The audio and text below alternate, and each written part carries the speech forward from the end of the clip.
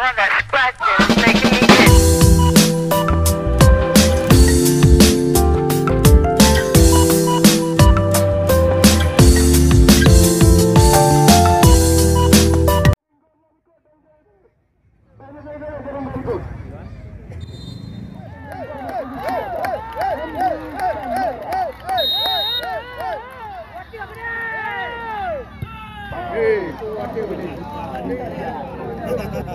Bahdiga namping lah. Saya boleh mangan dia. Yang kapten lah. Sebelah timur you. Sama-sama kita lihat. Masuk indah sekali. Kita saksikan.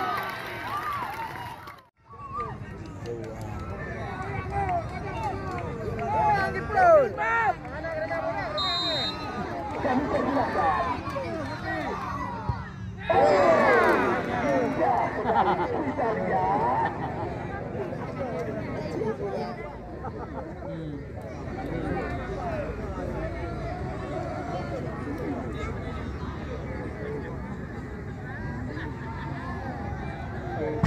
Kan? Kita lihat. Jom rundung.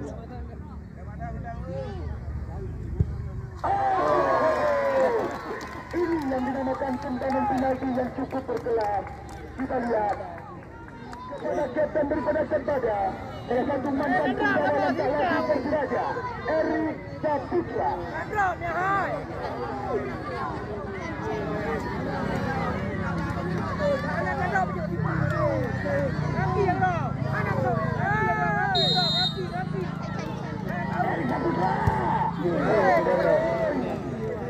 Lagi-lagi kita lihat.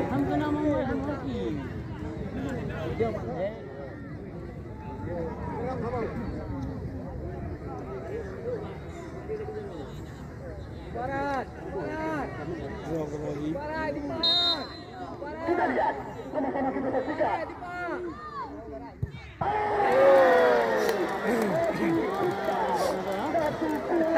Penyelamatan gemilang dan cukup lama tampil bersama Laskar Pape PSLS Semarang. Muhammad Rizal Fikri.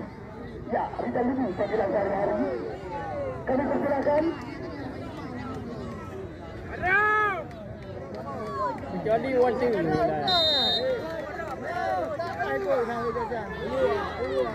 Barat. Bertu jadi bola. Ya punya anak betul wajib handle. Ya, penendang selanjutnya. Kami persilakan kepada Khair Armia. Hilir. Yang ada dekat. Dia make api, jangan sekali. Kita lihat. Masuk indah berkelas. Akan mengocok bendera kawan. Yohana masuk. Pak Lia. Lipat lo. Punya masuk depan. Habis. Habis. Ya. Punya masuk menang. Punya anak masuk tipak lo. Ya ji. Punya anak masuk tuan harapan. Ya Pak Lia. Yang benar.